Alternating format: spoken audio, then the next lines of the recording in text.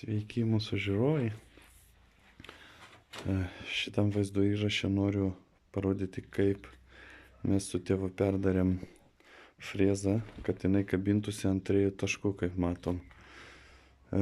Filmavau, kai visą tai darėm, bet nusprendžiau, kad nedarysiu to filmuko dėl to, kadangi nekokybiški įrašai nuo telefono buvo, nes filmuoju su telefonu. Dabar žiūrėsim, kaip gausis filmavimas su kitu telefonu. Kaip matom, nuotrauką įdėsiu, kaip buvo iki dabar. Iki perdarimo. Padarėm iš trikampių tokius kronšteinus, laikiklius,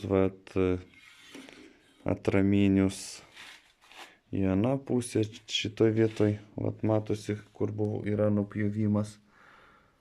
Nupjautas tas originalus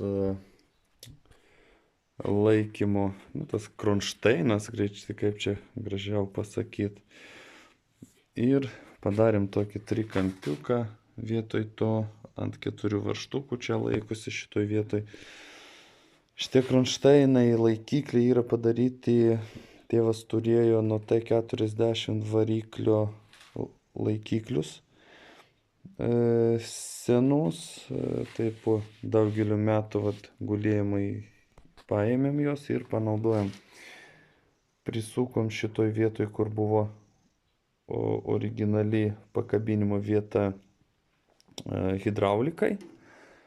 Tai pastatėm tą kronšteiną, prisukom, paskui privirinom, o tos pirštukus pernešėm žemiau, kad freza eitų į viršų. Perdarėm darbinį vėlenuką, jį pailginom, viską nupjovėm, pabandėm, dirba kuo puikiausiai, frezuoja gerai. Tai esam patenkinti, bet dar iš tos vietos iki šitos reikia privirinti dar po vieną kronšteiną, po vieną trikampį, kad būtų stipresnis rėmas. Iš kitos pusės tas pats ir dar čia po apačią irgi čia šitoj vietoj planuojam kampuką privirint, kad eitų iki ano kronšteino. Tenai ir bus stipriai viskas ir bus gerai. Tai kad toks trumpas mūsų video šių dienų darbų. Visiems sėkmės.